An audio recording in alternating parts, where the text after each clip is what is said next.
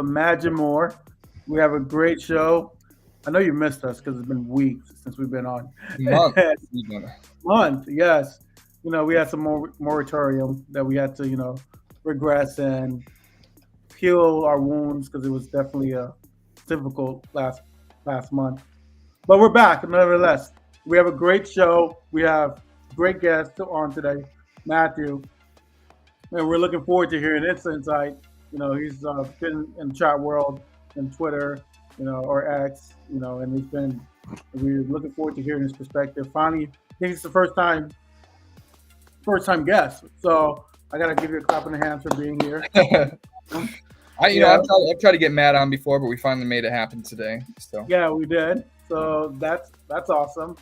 And yeah, and then we obviously have Seth, co-host, Dios slash yeah, producer, co-host slash producer of the show.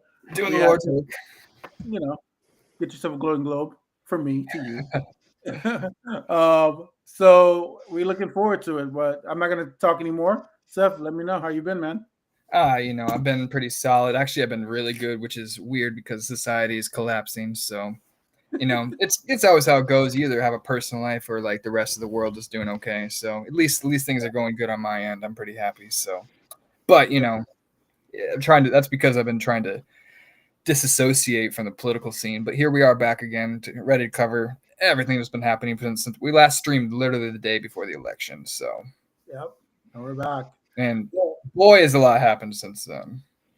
But Yeah. we got my good friend Matt Crowley on here. We've been friends for years online, so it's about time we got this done.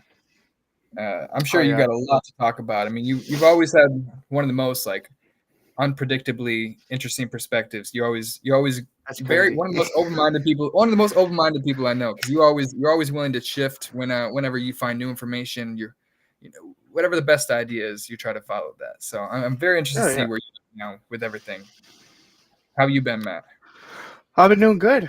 Um, I've I took a longer hiatus than you guys did because my daughter was born, so I took about a year off from doing all this, and but Oh, she's about a year old now, so she's a little bit more independent.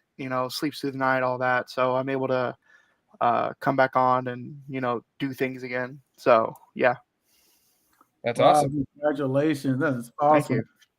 Yeah. So me being, a new father too, like my son is 7 8 months. So I really appreciate um I don't think a lot of people on X know I have a kid, which is kind of sad by the way. We need to take Yeah, care of that. We need to figure that out. But um yeah, I imagine you being a dad, you're like super stoked and super tired and it's like you want to stream but you just want to spend more time with their cute face. And so you're like, Yeah, so no, we totally get it. I mean, I know that feeling. It's a great feeling. Oh man, but yeah. So we're all back, and so we have a lot of ideas that we want to talk to you guys about tonight, and a lot of past news, present news, or where we're going news. So I want you guys to think about that's how we're going to take you through this journey to this episode. So we're going to start with this past news of our defeat from the Republican Party. Donald J. Trump won again.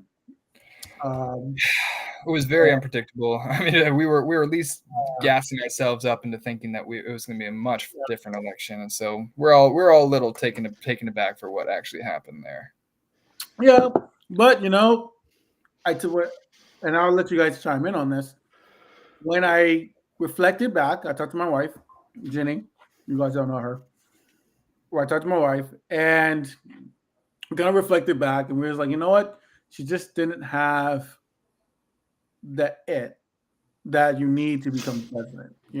Yeah, I mean, it was a close enough election, so there's an argument that given more time, she could have cemented some sort of legacy, or at least people were a little bit stuck in Right. their own preconceived notions on who she was. Anyways, she didn't really have a lot of chance to define herself. So I don't know.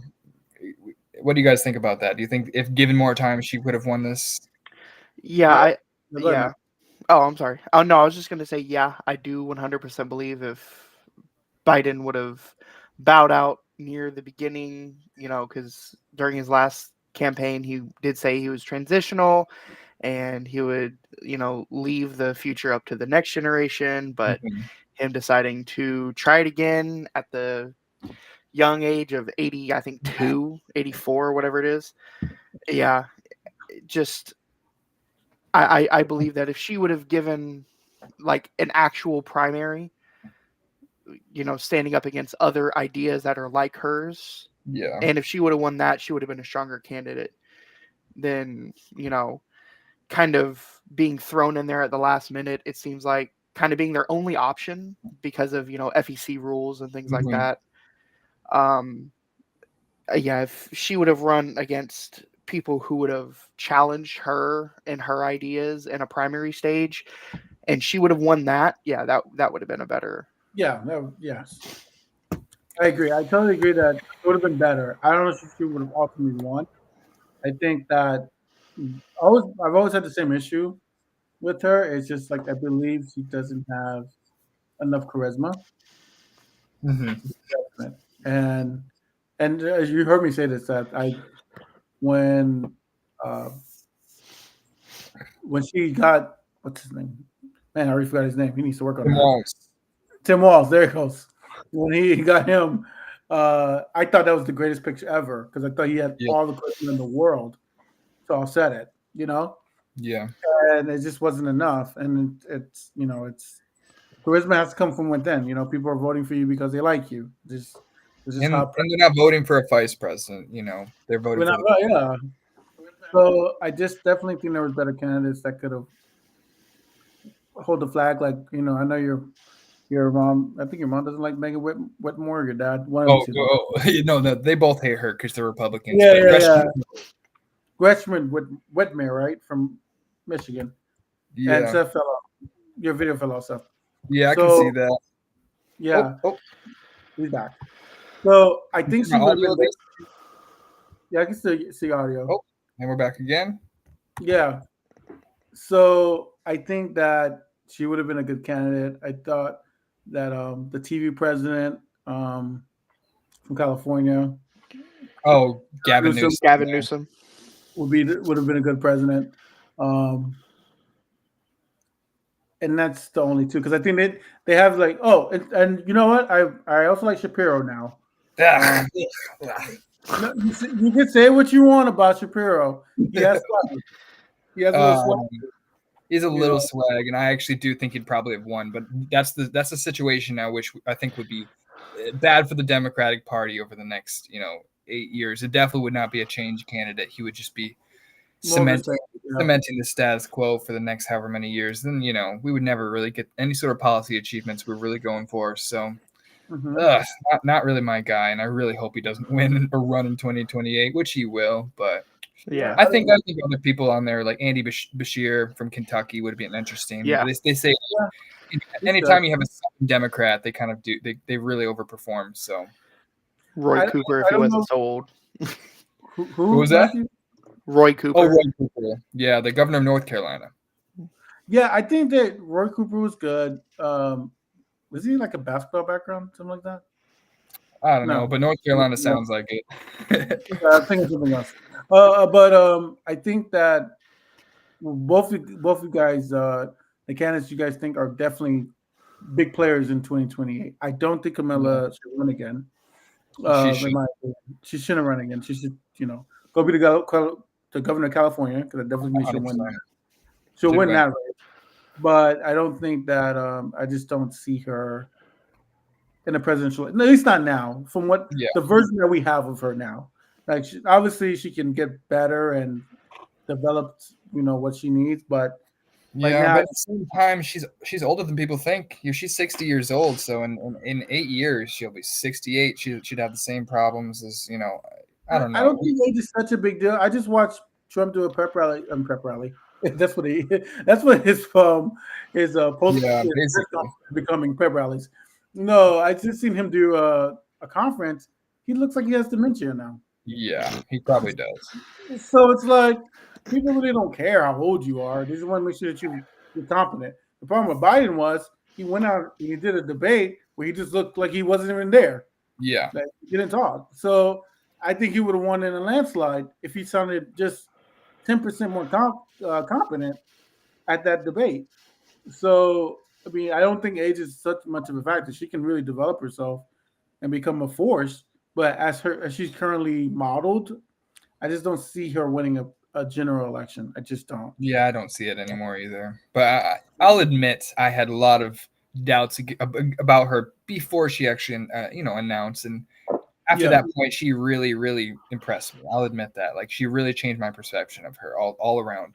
There's a lot of, campaign strategy decisions that I really disagree with and would have gone the other direction. But I don't think those are the things that ultimately cost her. Because let's they talk say, about like, the internal polls of Biden before he dropped out had him yeah. winning like 4 states. Like, he was Okay. so Yeah. catastrophically behind Donald Trump that I think that this was just like in any other election. It was the rebellious Americans who hate the status And quo, the current yeah, administration. When things don't change, it's easy to blame who's current power, which is why Trump was ousted in the first place, and this is why yep, Harris, was associated too closely with Biden. That's really what I think ultimately cost her. yeah. Mhm. So, had she run Okay. Yeah. even a little bit more aggressively against the Biden's failures, I think that she could have changed things. But the Yeah. biggest mistake of the entire Yeah. campaign was that one View interview where she said like, "Oh, I wouldn't change anything" or whatever. Yeah. Yeah, I think she was walking a tightrope in between being a candidate and being the sitting vice president. Because the yeah. vice Yes. president isn't supposed to badmouth the current administration, but the candidate was supposed to. So Mm-hmm. Hmm. I feel like it was pretty awkward for her to, say that there were failings of the Biden administration while also saying that everything's going fantastically. Yeah. You can't say both things at the same time. Well, you could, You just but sound crazy. yeah, Yeah. No, I agree with you, Rolf. I think that you're right. That View interview really killed her. I have one of my closest friends. He's a Republican, like a staunch Republican, Yeah. and he said that even though he's not voting Democrat because he's just a hardcore Republican, but he said Yeah. that he saw that interview and he was like, "Why would you even say that? Like, Yeah. why would you? You're not going to do There's no anything." upside. Yeah, yeah, exactly what you're saying, Seth. Like people want the presidents to give them a vision and aspiration, and that's why I thought on paper she was a great candidate. She inspired women, African Yeah. Americans, minorities of all descent, you know, and she started the working class. I just think that ultimately, when it comes to presidencies, the reason why it's so hard is because there has to be a general connection between you and the American people. I just don't think that she was able to capture that genuine connection. Mhm. It's just it's like I can name the last 5 presidents and I can tell you what was cool about them that had nothing to do with politics. Yeah. That's a good You point. know? And so like that's what you want in your presidents. You want them to be relatable. And I just think she had a hard time doing that, and I think she can develop it, but it's her as she is currently constructed politically. I don't think she has the means to do it at this moment. But she can become governor for 8 years, learn how California does what they did, and then maybe mhm. we'll have the second president from California. I Yeah, think and that's also part of it. This is that she's California, and like I yeah, said, like the Southern Democrats are the ones that overperform. I think California liberal just sounds too liberal for a lot yeah. of the Midwest and stuff like that. Is that what you're And saying? yeah, speaking of the Midwest, I feel like they shelved Walls way too much. They Yes, should. Honestly, if they would have made him the limelight of the campaign, he's so relatable. yep, Yes. He's the sitting governor of Minnesota and he's out at state fairs just walking around with his daughter. How yeah. many other governors of states can you say do that? Like Yeah. he goes out, he hunts pheasants.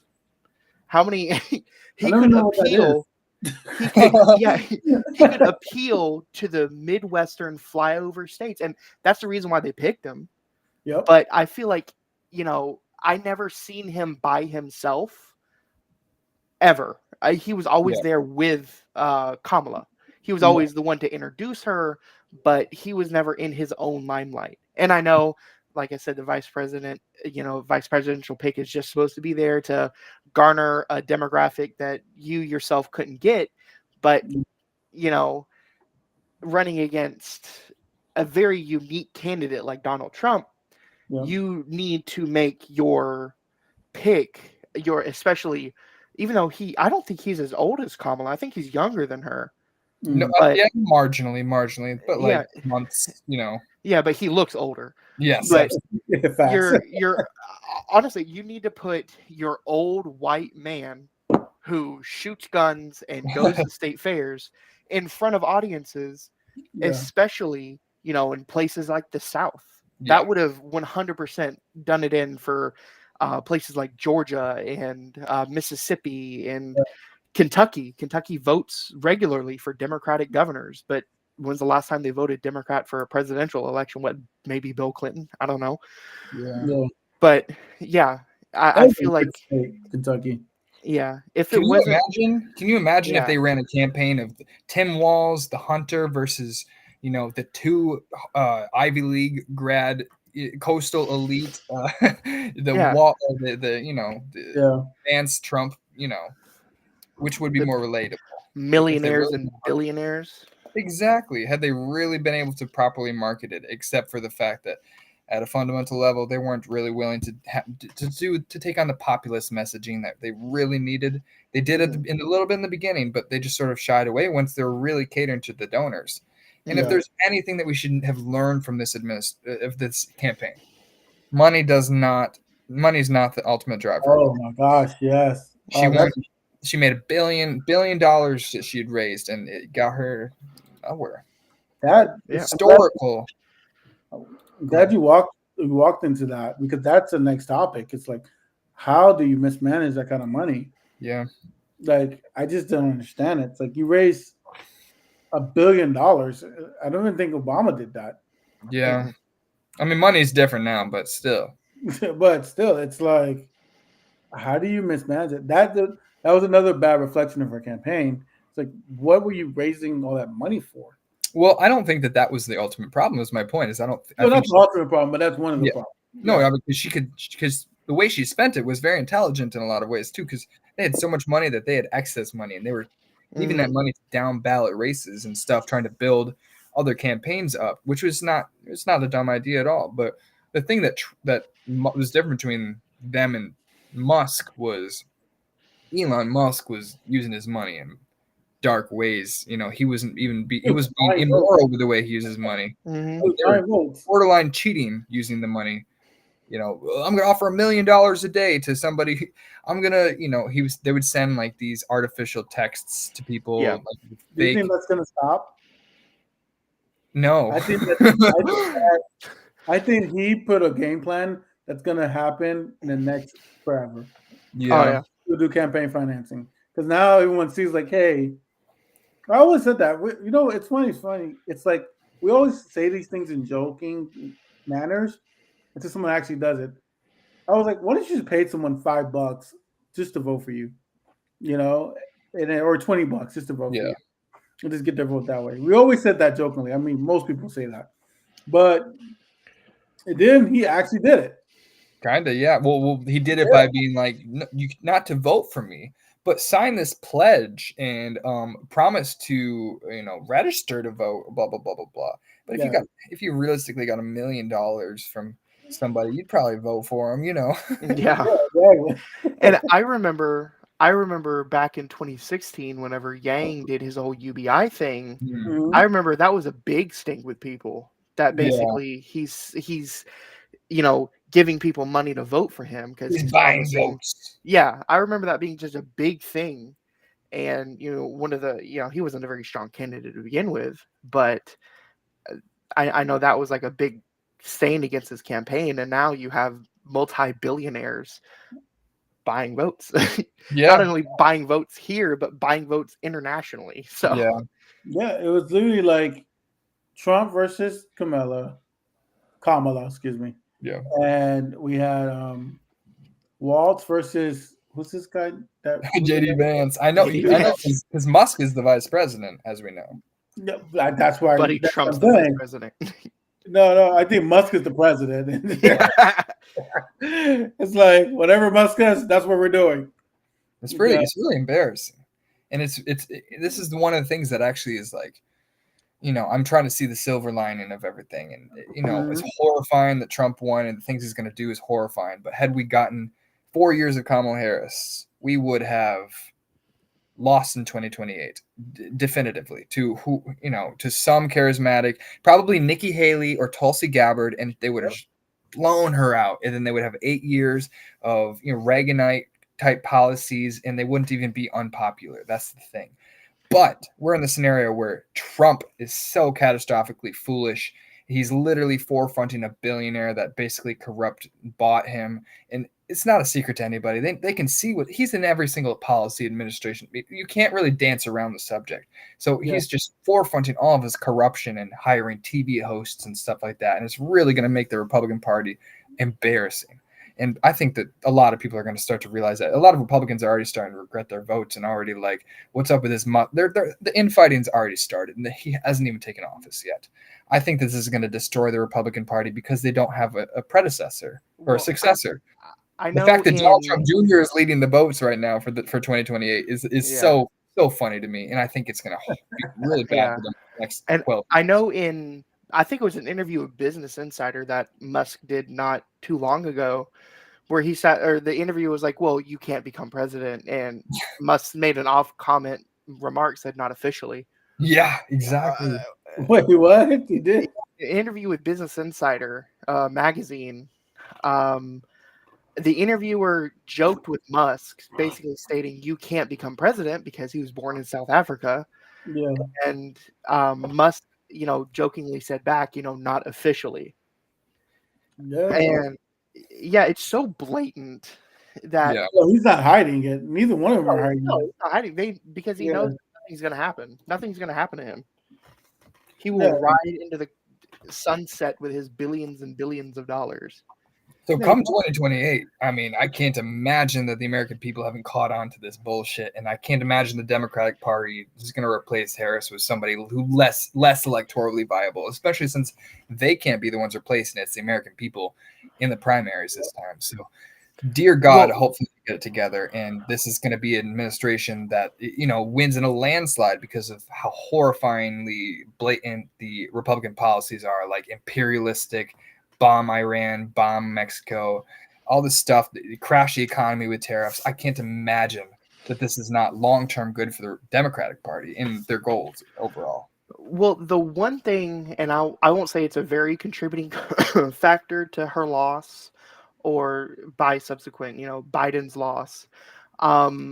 But we see internationally right now, because of the COVID pandemic and the worldwide inflationary policies that came from that, trying to keep economies stable, we've seen every single center-left party pretty much all around the world that's held elections after COVID, they've all lost. Every single one of them has lost. Every ruling party has lost.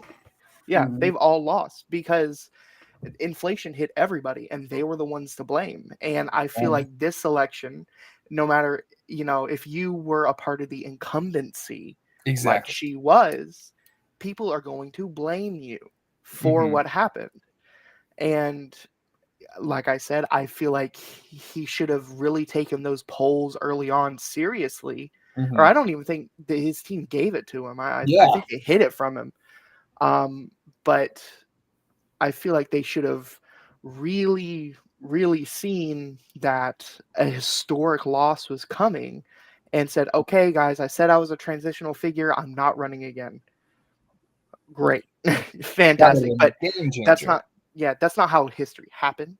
Yeah.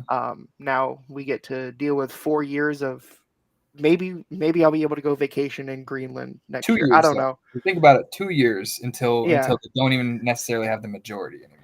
Well, I say they don't even have a majority now with what shy 3 votes, and they don't have a majority because you need 217 and they have 219.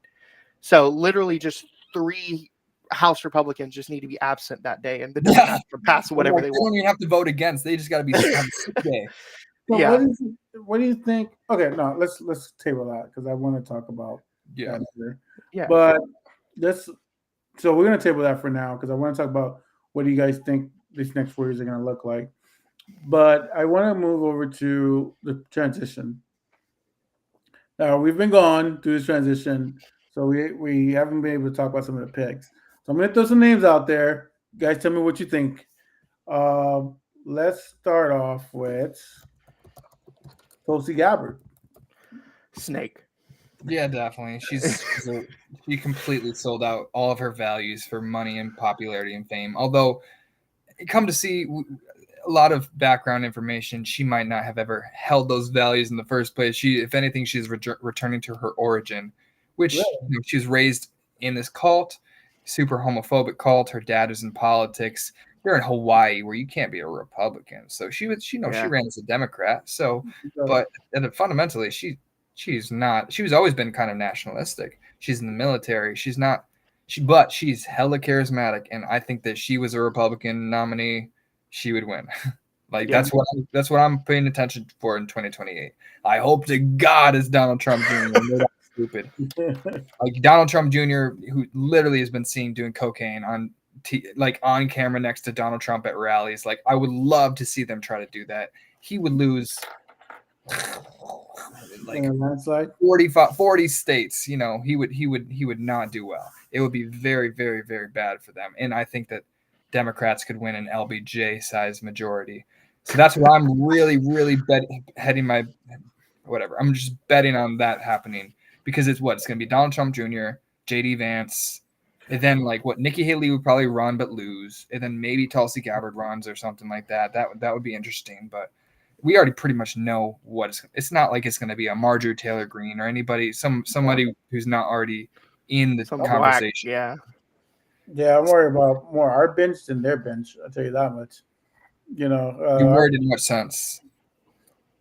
that we don't have as many. We're not as deep as their bench. Yeah, I'm really hoping somebody, somebody currently in the House or somebody maybe in the Senate, potentially maybe Cory Booker or somebody really starts to forefront some sort of popularity. Cory Booker needs to get married.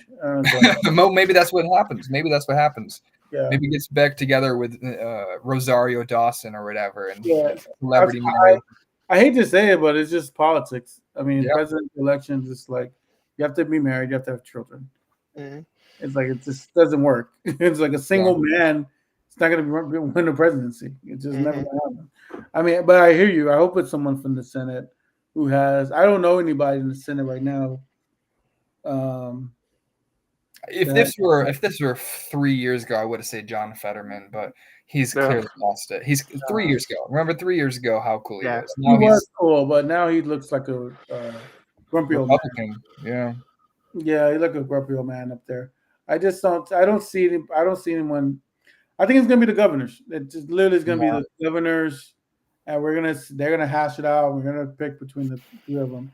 I know there's the Westmore guy from Maryland. I don't see that happening. Maybe not because liberal state, and I've heard people. I've been actually like fielding candidates to people who are just like my sister, not very politically like inclined, politically educated, but not on like the senators and governors. Yeah. And a lot of people are like, he's gay. I'm like, yeah, he's married. But like, if that's the perception that the Southern Democrat or whatever, I don't know how well that would fare. Yes, I don't know if he's gay, but he's not gay. But he doesn't. He has gay mannerisms. Doesn't give a strong masculine energy, even though he was. Mannerisms. That's what it is. Yes, mannerisms, all the stuff. That's the stuff that decides elections. It's little stuff like that. That's why Trump won. Ultimately, why Trump won. I 100% believe if Bashir ran and won the nomination, he would win. I'm telling you guys, a nice Southern drawl on national TV, immediate win. I mean, that's a good pick. That's a good pick. The last Southern Democrat that ran, Bill Clinton, immensely popular president. Yeah. Bill even after Bill has swag.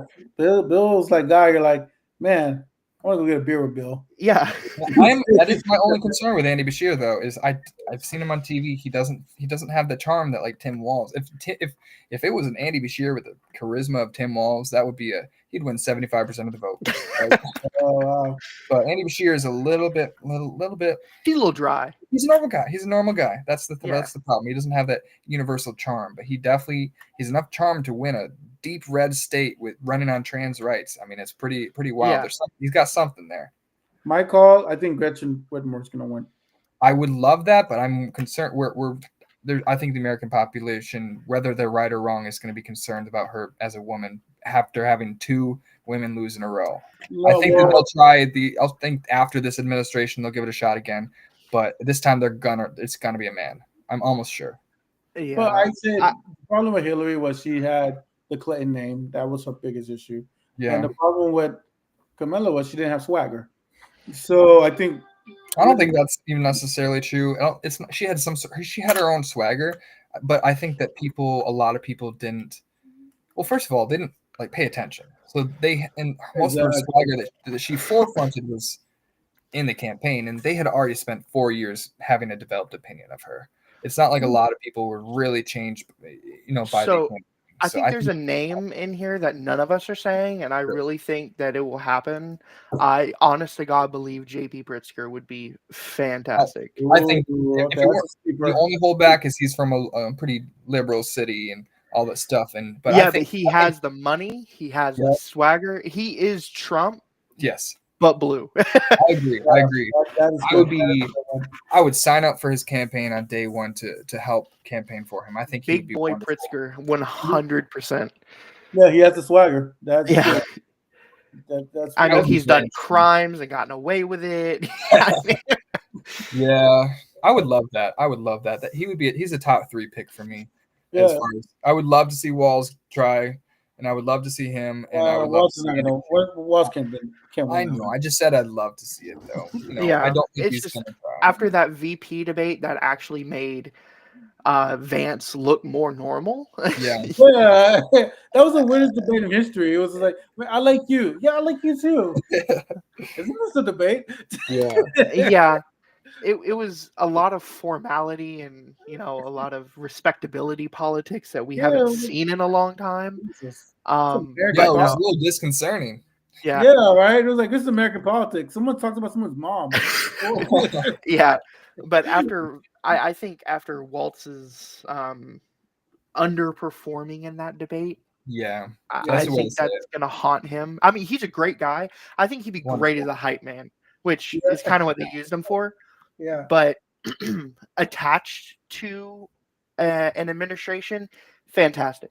Head of the administration, it'd be hard to sell just his kind of speaking style.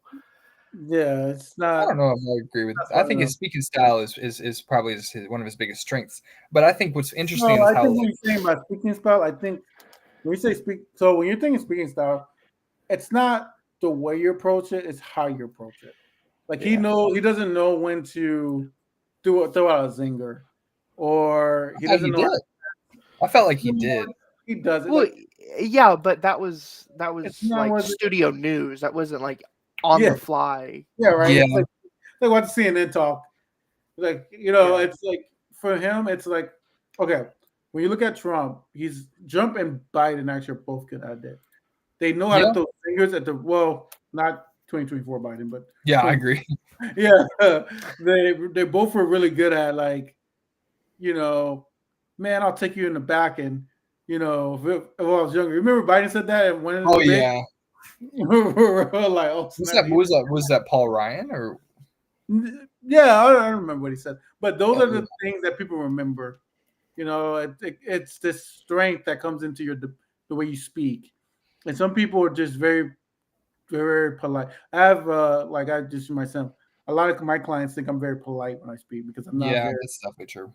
Yeah, because I'm not, I don't really lash out at people. It's not usually my tactic unless I strategically go in to do that. I don't really do that.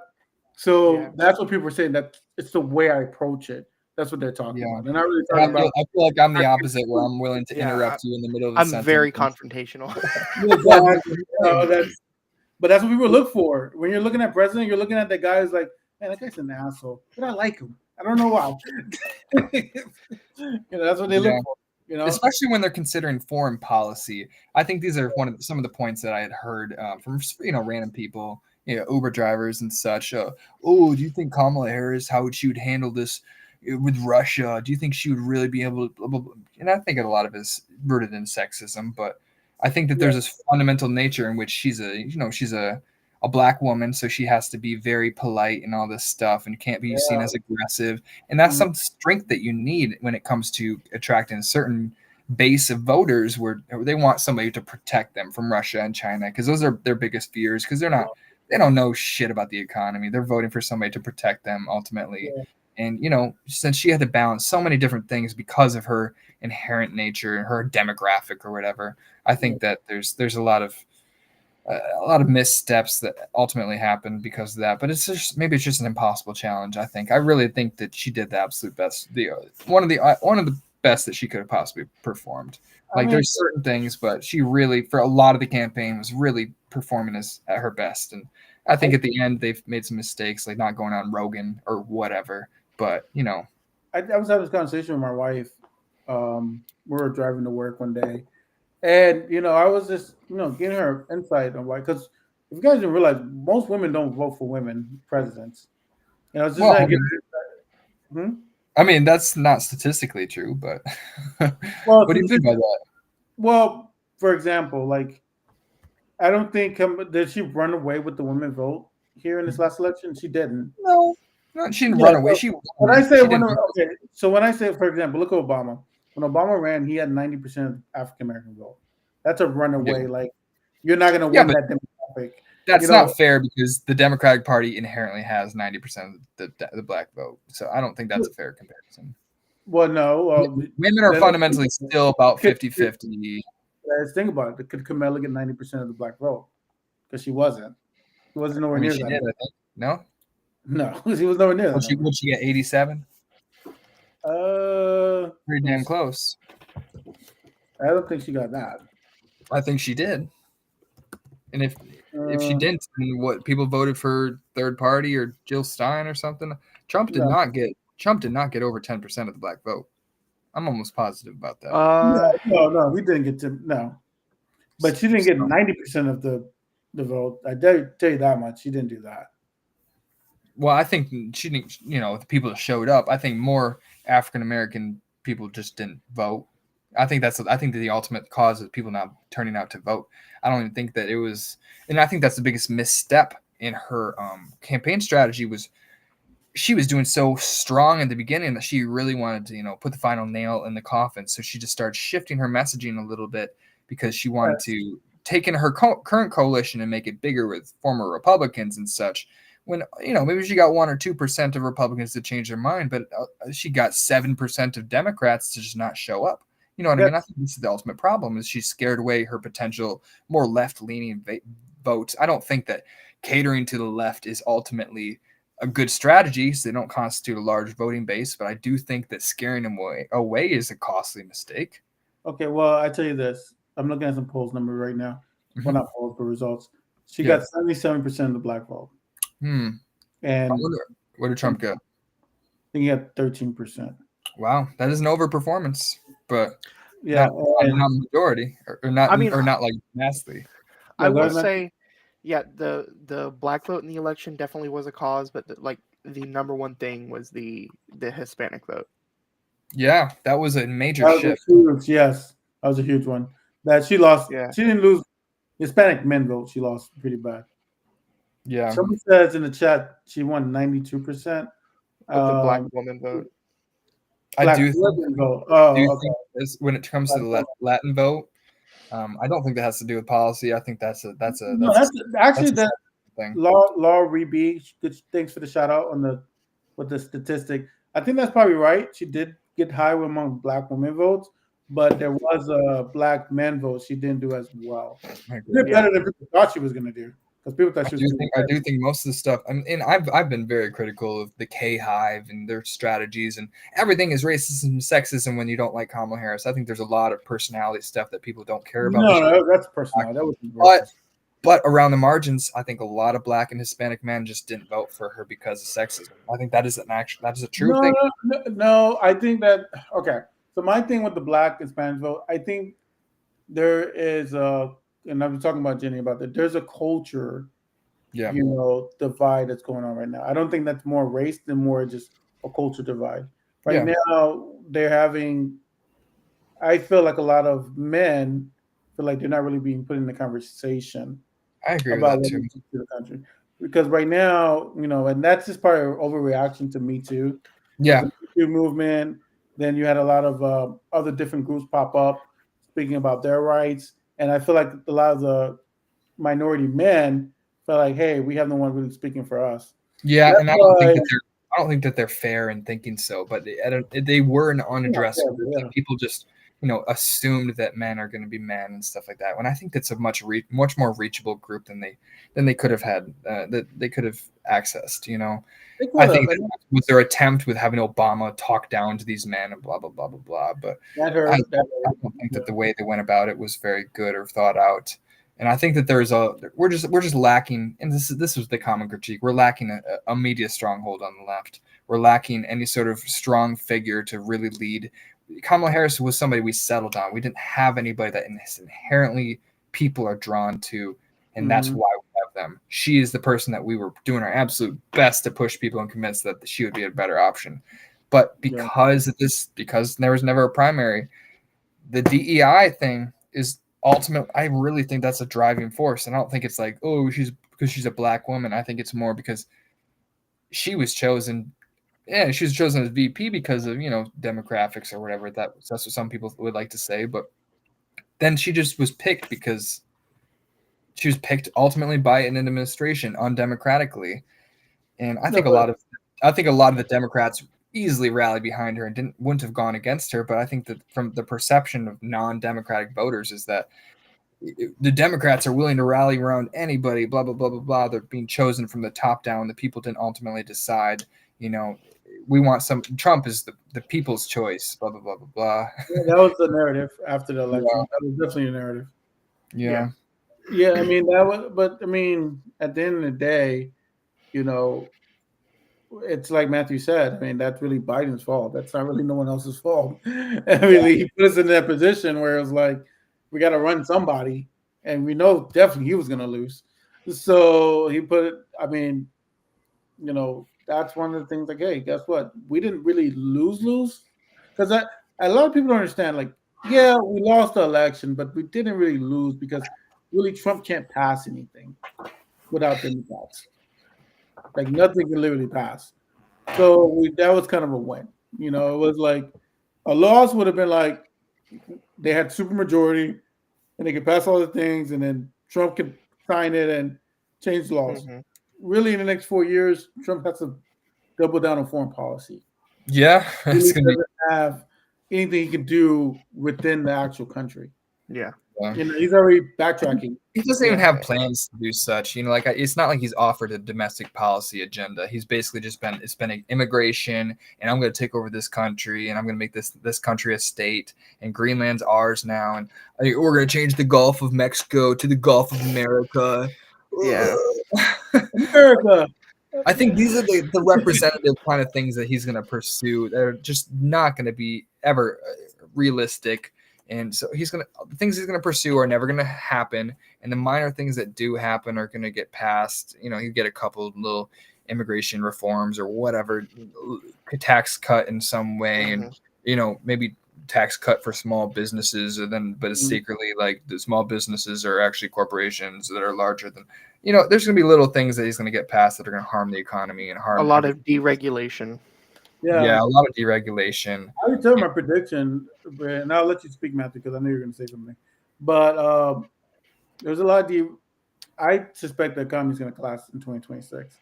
I My think so. At least the stock market is going to, a lot of people, the stock market is not real. So I think there's going to be a lot of investors that are going to pull out. And because, if Trump is talking nonstop about tariffs and then other countries are threatening tariffs, they're going to pull out and they're going to invest in cryptocurrency or something like that. And, yeah, so there's going to be some artificial, I think numbers. it's going to be pretty devastating for a lot of people. And I think prices will rise. I think it will help the Democratic Party overall. But I don't know. I do think that people don't talk about. They're really scared, but I think he's limited to 2 years of actually getting policy passed. I don't see them re-winning or winning any sort of like majority in 2026. I don't see how they could possibly do that unless he really chooses to like let's actually secretly keep all the good things that Biden did and run on them and pretend it was us, which is not doesn't sound like Trump's style at all. I mean, he's gonna try to destroy everything because he's stupid.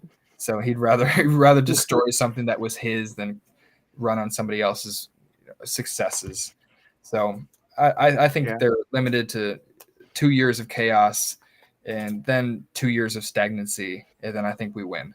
And he's going to be delusional, even so much more delusional than we can imagine at this point. They may even have to do the what is it, the 25th Amendment or whatever it is, whichever one has to. They might even try to oust him, or no, that maybe they won't. Maybe they won't. But if it gets bad He's a enough, figurehead. Yeah. if it gets bad enough, they really might. Like Yeah. not he's not the person controlling things. There is a sort of deep state, which is just donors and ultimately the oligarchy, which he just cemented into power essentially. Yeah. If we've seen anything, is that Musk is about as in the driver's seat as Trump, and I think the base will just absolutely hate this sort of Musk oligarchy by the like even the Trump people are going to hate the Musks of the world by the end of this. I think it's going to be very interesting to see. I just really think the Republican Party is going to collapse at this point. Yeah. And I mean, the good thing that we have going is the fact that historically, the party that is currently in power in a new presidential term always historically loses in the midterms. Yeah. So, Pretty like much you said, always. yeah. So, like you said, 2 years of him maybe getting some small piddly crap done. Yeah. That he can scrape all Republicans from all over the country to sit there and say yes to.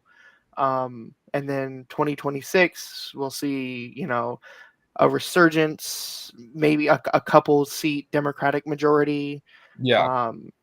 Just enough And to prevent anything from yeah. actually being passed. And then at that physically. point, nothing is going to get passed. It's going to be a Nothing. 2-year lame duck president where he can't do anything. The only thing would be basic budget proposals and stuff like that. And I Yeah. don't think that there's much change actually going to happen. I do think the most interesting thing is going to be foreign policy, and I think that's the most terrifying thing too. And not only like potential wars and like airstrikes and stuff like that, but like different ways in which he's going to sell out the United States to Saudi Arabia, all these different things he did in the first administration, selling them out, selling our secrets, selling power and control over different things to different powers who just praise his ego, all this different stuff. Mhm. So, Victor Orban, I don't know, just anybody who likes him. Yeah, I do feel, on the foreign policy standpoint, I do see things like Europe becoming more militant because they can't rely on the United States anymore. And, if history is anything, a militant Europe is never good Europe. Very true.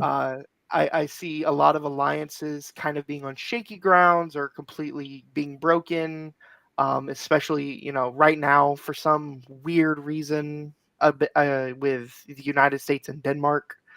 I don't know why he has such a problem with why he wants Greenland I mean, so Greenland bad. it makes a little bit of sense. Greenland is a geopolitical strategy, and also they have a lot of oil reserves, so economically it makes a lot of sense. And it's not like there's a large population that would be standing against it, but it's not going to be very feasible. Trade routes too, because you get trading up north.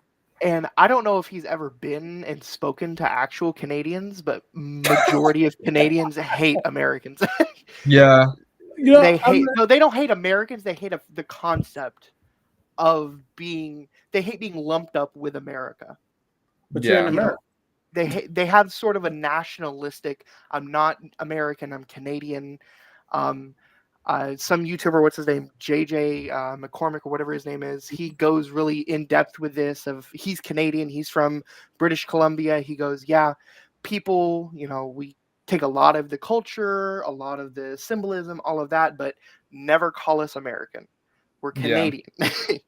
And even your most far right, I will say, like mainstream Canadian, is going to be closer to like the center of the Republican Party Yeah. than where Trump is. Yeah. And They they might also love, hate immigrants and yeah, want to preserve a certain white majority, but economically they're not controlled in the same way as the United States is, just on this free market bullshit. I mean, they tried that with, what was his name? I don't remember. I'm not going to try to Before remember Trudeau? Canadian conservative politics, but Trudeau? what was that? The guy Oh, before Trudeau? I was just trying to think of whatever people. Who was the one that who was the guy who ran against Andrew Scheer? Do you remember that, Matthew? A He started Canadian? the People's Party of Canada. He started that shit. Do you remember that? That far right guy? I'm Well, thinking, Maxime Bernier. Maxime, yeah, Bernier, yeah, Yes. I mean, he's much more. French. Yeah, I mean, in that, I guess in that election, it kind of showed that even the Canadian Party was kind of split 50-50 on that stuff. The more nationalistic versus economically, conservative but socially moderate. But I mean, it's just a much more. It's just a much more moderate party overall. And I wish the United States would take note, but it just shows how much more far back we are in like our media sphere, and how much more controlled they are by the economic elites than we are. They're just a much more liberal country overall. And I think that's yeah, something that would happen with a much more sizable liberal majority if we were ever to figure out how to properly organize a coalition. I think the United States could move in that direction pretty easily. It just would take a little bit of work. I think that could be the 2030s for us. We'll see. We'll see how it goes, but that's what I'm really hoping for, is that Trump is just so catastrophically bad in a way that's doesn't kill us all, but like does does set back the Republican Party in a way that they can't operate without Trump. mm-hmm. And I think that's most realistic to happen. Yeah. I honestly believe after Trump, they're going to be in an identity crisis that Yeah. will shake the party. I believe the neoconservatives will try to take control back. Yeah. Because Yeah. right now They you have definitely will try. right now you have kind of like the fascist wing kind of Yeah. most in control. Christian nationalist. Christian nationalists. But after Trump, I 100% think the neocons are going to try to take over, get Yeah. rejected. I don't know. I honestly believe that the Republicans are so shaky right now. Yeah. After Trump, you might see either a realignment of the Republican Party or a splitting of them. I think, yeah, that's a very good point. I definitely agree with you. It's going to be one or the other, and I mean, it's probably going to be both at the very least. If unless the Trump people can maintain their majority, then it'll be split. But there's definitely going to be a shift if they ever plan on winning again. So maybe they're going to stick with the Trumpism thing that they're really shooting themselves in the foot for the next decade.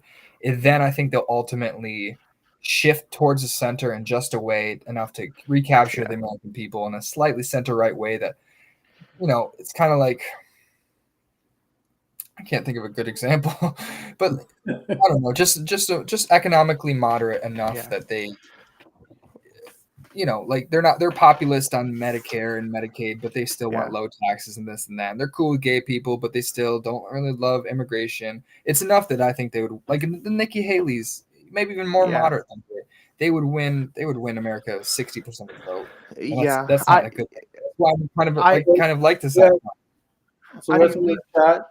It says, "What about you guys take on the liberal progressive split? You guys see that happening?"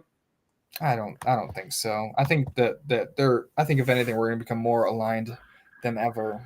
I mean, it depends on who is nominated. If they nominate a really shitty ass neoliberal to be the nominee again, it might be a problem. Yeah. But I think they'll learn. I think they'll learn a little bit at least. I think it'll be still someone more the centrist. time for that was right after the election. Especially if Biden would have stayed in, it would have. I would be surprised if it didn't happen. Yeah. But progressive liberal split, the progressives, will always be our own thing. We'll criticize. But yeah, I think, but because we've seen we've seen the Trumpism from not Trump, and it's lost almost every single time. Yes, 100% my point. Yeah. Unless you're from a deep red Marjorie Taylor Greene, Lauren Boebert district, it's lost pretty consistently. It takes Trump to make Trumpism work. Yeah, I agree. And after he's removed and he can no longer be the center, the leader of the party, I mean, I think they'll try it again. They'll try. They definitely. It will win. It will win. In 2028, it will be a Trumpist. I'm almost sure. And they, they're not ready to move forward. I think they're going to try to make Vance the 28. Yeah. Well, he will run. Whether or not he runs on his own, I think Tulsi Gabbard or somebody could beat JD Vance. You know what I mean? Yeah. Somebody who's like charismatic and like perceived as more moderate still for whatever reason. Oh, she used to be a Democrat. She's basically a liberal, but like, I think that will convince the non-politically educated people. She's anti-war, blah, blah. They're not going to be convinced that she's a Russian asset. She's in the military after all. I think somebody like that would be a perfect choice for them in 28 because she can sort of parse between staying the moderate or the moderate perception to an extent to the American populace while still catering to the Trumpist populists. I don't know. I think that would be a low-key a smart choice for the Republicans, but it would be so catastrophic for the United States. What they said there in the chat is that Pelosi is still preventing progressive leadership. 100%. I think Pelosi. I think it's her time to go. I think she's from a bygone era. I mean, kudos to her for getting Biden out. Kudos for her for that. She did one thing right. Fantastic. Great. Yeah. But AOC losing to a 71-year-old with throat cancer. Yeah. Is wait, what? Yeah, AOC for the oversight committee, not her actual election. The okay, yeah. I thought she got reelected. No. But yeah, oversight committee, one of the most powerful committees in the House. Yeah, exactly. Pelosi, I honest to God think she has a thing against AOC. And who won? Personally. Because AOC is kind of like the strongest, like she's kind of the most Trump person that we have in the sense that she has her own base that is undying, and she has that charisma that despite her perceived radicalism, people are still like, yeah, I like her. She seems genuine. She's cool. Like maybe I wouldn't even vote for her, but I'd hang out with her. She's got that sort of quality that I think is she's young too, so that's gonna last for a long time. I do think that she's not gonna win presidency of it, but maybe not, but 2040. I can't say that that's true. Honestly, I don't think that that's necessarily true. Like I think that she's the most Bernie person outside of Bernie. I think she has so much charisma, and if she really finds a way to she has matured a lot as a politician, and I think we're talking about 20 years from now or 15 years from now. We don't know. I'm never say never. She probably might, but I'm not now. At the least, not now. But at the least, she'll be like the driver of a coalition for a while. Mm-hmm. Like I can't imagine. She's smart enough that she's not going to shoot herself in the foot, and I think that she's gonna lead a coalition for damn sure. Just like Bernie's never been the president, but he's always run the coalition of the progressive left. You know what I mean? So exactly. So I just think that they need to find somebody that's in between both wings, and also maybe a Southern person, so they can be perceived as more moderate to people who aren't even involved in the Democratic Party. They just need somebody that can just parse through enough of the division to unite 55% of Americans against the Republicans, and then we can get a filibuster-proof majority, and then we can change things for a while. Just like Trump is trying to I'm going to use this majority to completely shift the United States in a way in which Democrats can never win again. I think that's what we need to do, and the best way we can possibly do it. But the problem with this is the way to win is not a top-down strategy. That's the thing that keeps losing for Democrats. So American people have to just somehow find the leader, and they have to choose them democratically. And I don't know. It's a lot of things that we need to happen ultimately, but Yeah, I think the era of they go low, we go high is honest to God over. Oh, Yeah. it's done. It's done. It's It's gonna be a nasty decade of politics. And I'm here for it because honestly, I mean, that's what we signed up for. Uh, yeah, it's the only thing that's gonna work for Democrats in the future because they've just been they're perceived as like, oh, the liberal, they're weak and blah blah blah blah blah. We need a strong liberal opposition, one that's given the right character, the right forefront, the leader. I think that we could completely shift Americans' perception on what liberalism or the Democratic Party is altogether. definitely. If we can manage opposing Trump in the right way, it could completely shift the Overton window towards the left because of how nasty Trump is about to do to the Republican Party. Yeah. All right, guys. We're getting close to the end, so I'm gonna do some rapid fires with you guys. Um, you guys tell me what your take is, and Sure. let the audience know what you guys thinking. RFK health. What do you guys think about Lunatic. That is actually a really good question for Matthew because Matthew was a little bit more interested in like the third party option earlier on in the election cycle. I think you were a little bit more disillusioned with him after he joined Trump, but I'm interested in how you feel about this too because I'm Yeah, also like, yeah. interested Honestly, in what happened. in fact, whenever he first, because I didn't like Biden. I did not like As Biden. you I should didn't not like have. him. Yeah. Yeah, I didn't like him as a person. I didn't like everything to do with him. Once I seen RFK, like I had no idea about his wackadoodle Yeah. conspiracy theory. I didn't know. My wife just showed me a TikTok from his campaign account talking about the housing crisis and rents and all of that. And I was Yeah. like, you know what? This guy, he's saying things to me that make sense. I'll go a little bit deeper, but the more that I dug, Yeah. the more insane he sounded. Up until I was willing, I was like 50% willing to look past all of that Yeah. until it came out that he met with Trump at the RNC, and I was like, oh yeah, this is a plan. This Yeah. is 100% Yeah. a plan. Like that? I think it you was can't planted sit from the there. start too. Yeah, I agree. Yeah, you can't sit there and say, oh, I hate both of them, and go meet one, at literally the convention of a party that one you've never been a part of, and Mhm. Yeah. two who you are actively running against. Honestly, I feel like if he didn't kind of cave and run with Trump, I feel like he probably could have been the biggest showing of a third party in 20 Yeah. years. I Yeah. agree. Um, I think his but biggest mistake was Nicole Shanahan, honestly, because that was the most uh, obviously ridiculous decision he had made. She was an okay communicator, but at the end of the day, she was a billionaire's ex-wife who bought him a Super Bowl commercial, and that was who he picked as yeah, VP. She had no political experience or any experience whatsoever, yeah, and that was really a moment for me where I was like a little bit interested. Didn't think I was going to vote for him, but I definitely was rooting for him in the sense I wanted to see a third-party rush, but I also wanted to see him take votes away from Trump, which I thought was what was going to yeah. happen. When I Yeah. saw him pick Nicole Shanahan, I'm like, oh, it's over. People are going to see through that now. It's too I obvious. That was the biggest who of my life Yeah. whenever I seen that announcement. That was definitely. Oh, Yeah, we got someone in the chat said I voted for Trump because I didn't like Camilla. I think that's a lot of people's sentiment. Yeah, yeah.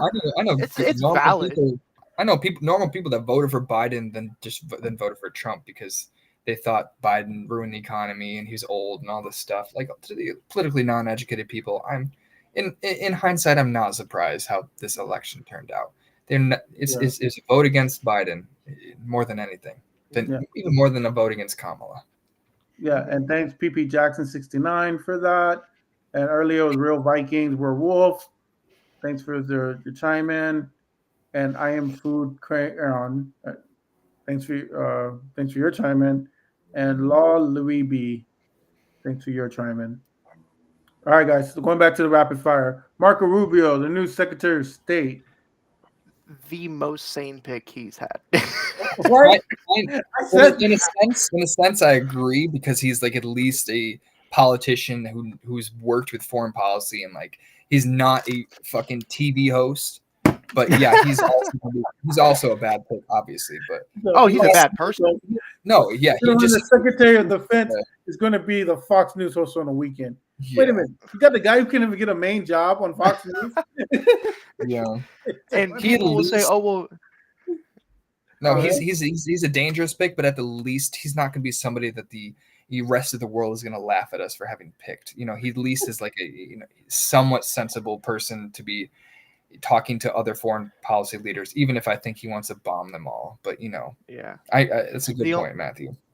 The only terrible thing is that because I live in Florida, you do too, Jesse. It's fine. But Yeah, the only terrible thing is that we don't get to vote for his replacement. It's appointed by DeSantis. yeah. Thankfully, Laura Trump took her name out of consideration, because if she didn't, I would 100% believe that she would become our next senator, and I would have to think about moving. Yeah, that's pretty bad.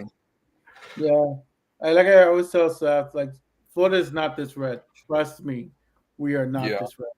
I know Yeah. it seems like it, but we're a very purple state. And Yeah, I think the now- Democrats are just disillusioned and don't show up to vote ultimately. well, we just have very bad state politics. It's Yeah. just what it is. Our Yeah, state Democratic Party is very bad compared to other state Democratic parties because honestly, the kind of victories that the Republicans have had in this state, and the fact that I think we only have like 14 Democrats elected statewide now, 14 or 15, is just a very bad on the Democratic Party because a lot of these counties are not that super red. Yeah, majority of Florida is red, but our cities are huge, like West Yeah. Palm, Miami, Broward County, Hillsborough County, Pinellas County. Those are huge counties that offset that red throughout the middle of the state. So we're just doing a very bad job statewide politically. I was hoping Nikki Fried could do something about that, being the last statewide elected Democrat, but Yeah. Our last I don't know. Yeah, I don't know. I think I might just need to see one more election cycle with her Yeah. to really judge, because she's only been in the position for, I think, a year and a half. Yeah. But Florida didn't even pass the abortion rights or the marijuana policy. Okay. Super close. But we need 60% to pass Yeah. our amendments. Yeah. And we got, I think the abortion ended at 57%. Yeah, we were Like super close. a good majority of For Floridians wanted it. 43% win. Yeah. Ridiculous. Yeah. I'm so surprised. They both almost passed. And like I said, if we just had a better state party, I think both of them would have passed. Yeah. It's just that we're very, I'm not saying disorganized. I just think that we don't really know how to pick, we don't know how to pick candidates, in my opinion. I think like that's our biggest issue. We pick candidates that are, in my opinion, they're very cultural driven. They don't really, not very policy driven. Yeah. And so what happens is, when you start getting down to it, people are like, okay, what do you stand for? They were like, I believe all these culture things, and people don't vote for culture. Yeah. People vote for their own paychecks, and they vote for their own paychecks. Yeah. And we don't talk about it enough in Florida, but yeah, that's another story for another day. Some other news. Doug Burgum, that was another big name. Wait, what? What is he doing? Is he Secretary of Interior or some shit? I think he is going to be is it Secretary of Energy? Ultimately, yeah, so he's gonna be big. He's gonna be a part of the Canadian negotiations to make him a state. Oh So we can get access to their pipeline. Oh yeah, Doug Burgum to lead Department of Interior. So I mean that kind of makes sense too. He is from North Dakota, and I mean they have interior. Yeah, that's about as interior in the as middle. you get. So I mean he's kind of like a neo-conish Republican that never did anything. Yeah, he's a Reaganite. I think he just picked him because he didn't have anyone. Yeah, consolidation prize for running against him. Yeah, right. For bowing out against him, I guess. Yeah. Because Nikki Haley's not getting anything because she didn't bow out. He wanted him to be the vice president, remember? Doug Burgum? I honestly, Doug Burgum would be a fine do-nothing vice president. Yeah, he would have been a good choice. handsome enough, and he's at least non-controversial enough that he would have I done better. think that's who Trump was going to pick before Elon Musk and his children got to him for JD Vance. Yeah. Yeah. He just wanted another simple Midwestern white guy. I mean, Yeah. it didn't work too well for him last time, but Yeah. try again with a different one. We got and the last one is the guy who almost made it but didn't make it. Yeah. What's his face? Oh, Matt Gates. Matt Gates. I don't think that I don't know if he ever even intended on pedophile. Oh, yeah, he's a pedophile. But the fact that the way that he resigned from Congress before he was even selected, even though he'd be controversial, makes me think that this was just like an opportunity with Trump and his friend for him to like, here's an opportunity for you to resign in a way that makes you not look as bad. I almost think that he knew ahead of time. They made a little deal though, because like he had to have known that wouldn't have passed. They had to have known. Within the Republican Party, they knew. They don't even the Republicans don't like Matt Gates. Like, I don't think that was ever a serious consideroon. Like, it didn't even make sense to pick like Attorney General. There's nothing about him that even would scream that to Trump. I think it was just like a little backroom deal kind of thing. That's my personal opinion. Well, now we have Pam Bondi, who, if you remember, what was her name? Is that the AG pick? That used to be our secretary. They used to be our AG. Used to be our AG. Oh. Yeah. She famously presided over Casey Anthony. Oh God. So and she did lose that case. She did lose. So that's going to be our new Attorney General. If that's any. Yeah. So the summers of love, guys. Florida is taking over the White House. Oh God. Florida's first president is Donald J. Trump. That's it. Yeah. Florida has taken over the White House. Probably the last president. Probably the last one. Yeah. Right. Our very first Floridian president will definitely be our last. It's fine. Yeah. Who gave this to Florida? It's like, well, he's technically from New York. He's just avoiding the criminal lawsuits. Yeah, he's not really a Floridian. Yeah. All right, guys. Well, this was a great show. We've really caught up. Matthew, I definitely want you on next time. It's it's great. The social media activity was awesome. Thank you guys for all your questions, your insight, your statistics. We look forward to working these next 4 years, guys, with you because we are the resistance. And I was saying earlier to Seth and Matthew, it's like you got to think like, Luke Skywalker, they had to fight, and they had to take it over, and they took the empire, and they were able to strike back. So we can strike back, and we gotta continue our conversations.